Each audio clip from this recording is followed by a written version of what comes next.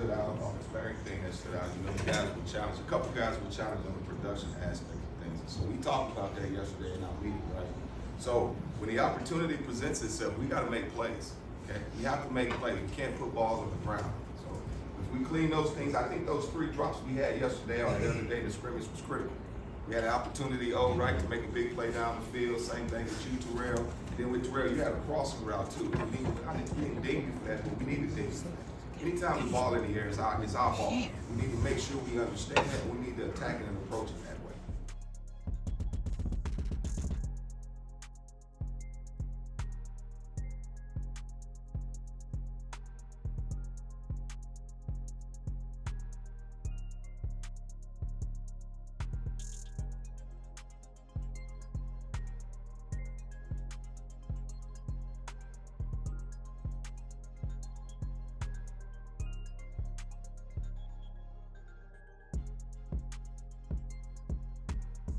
From my evaluation as a group, as a coach, right, we got dinged on that. The running back's gonna make plays downfield when we do our job downfield. You can't get lazy when there's a run play call. We gotta make sure we do that. There's 3 things I wanna just talk to you guys about.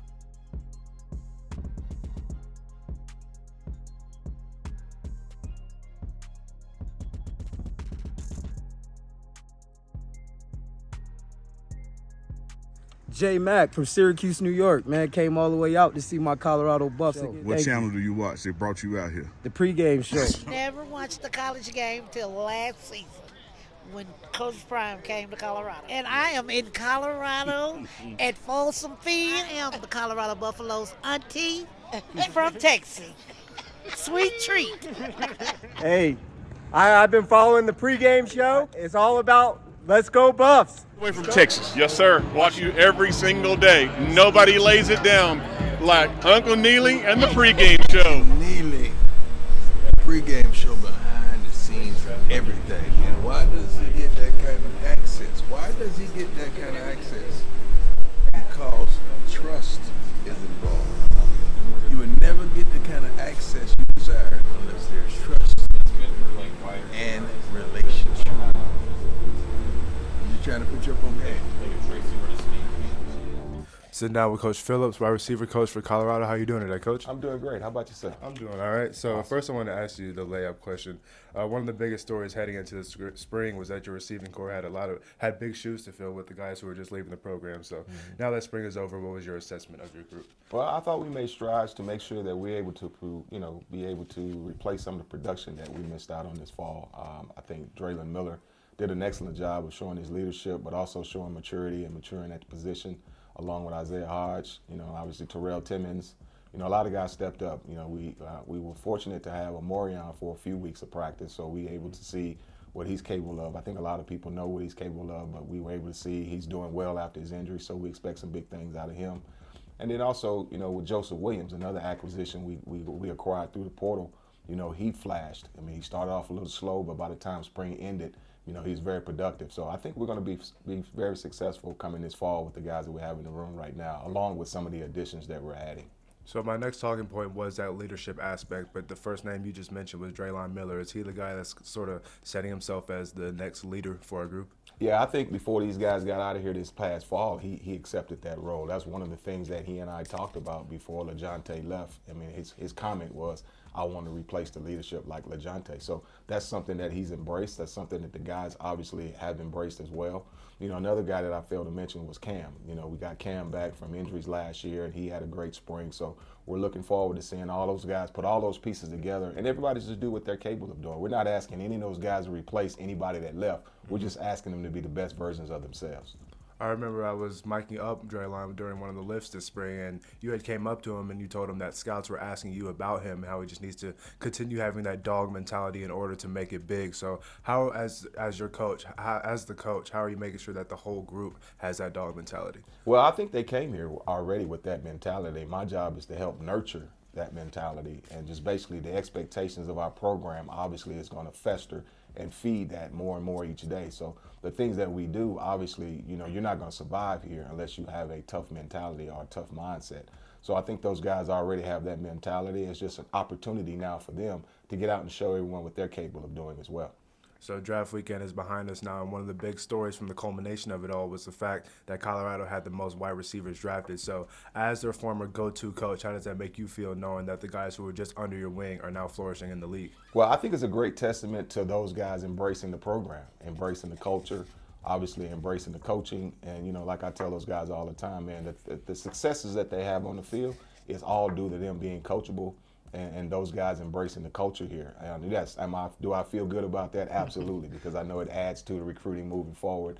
The fact that we had the most receivers drafted. Also, Will Shepard got picked up by the Tampa Bay Buccaneers. So all 4 of those guys have an opportunity to play in the National Football League and complete a dream for those guys. So I'm very excited for those guys. But again, it goes back to those guys adapting and fitting in with our culture here.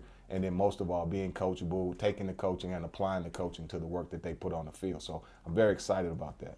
So, Coach, you've mentioned it a couple of times, but in 2025, college sports, if you're not utilizing the portal in some way, you're most likely doing it wrong.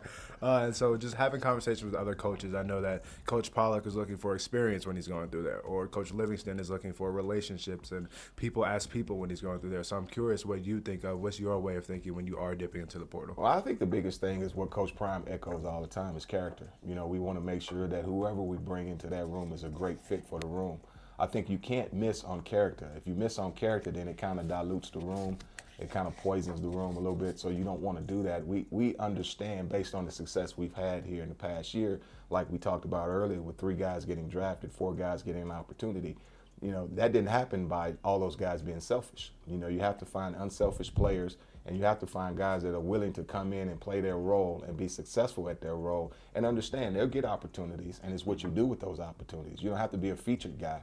Just come in and work with the room, be accepted by the room, fit the culture that we have here. And I think that's the biggest thing that we're looking for in the receiver room, is culture. So at the time of us recording this, it had recently been announced that we landed Hakeem Williams from FSU. Can you tell us what we're getting with him and what stood out to you about him? You're getting a dog. I think Hakeem is basically, proving himself at the collegiate level coming out of high school. I think we've had some relations with him. Obviously at Jackson State, he came to a camp at Jackson State and we offered him on the spot at that point. Now is the time, it's full circle now, he's back with us, but we're gonna get a dynamic player, someone that can help us replace some of the production in the room, but someone that also understands the culture and what we've built here and the chemistry. He's not gonna come in and be a selfish player. He's gonna come in and understand his role and do his role. He's looking for more opportunities and we'll provide that for him in the passing game. So last question here, Coach. Spring ball just ended and fall camp is still a ways away. So what's next for you and the receivers?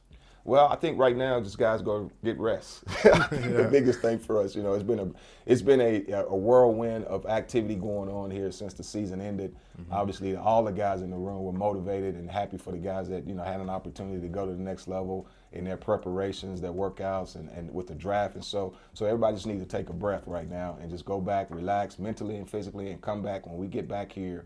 When those guys get here back in June or late June, May. It's time to go back to work and start our 2025 campaign with the right mentality. Cool. That's it, Coach. I appreciate you joining me. Thank you so much.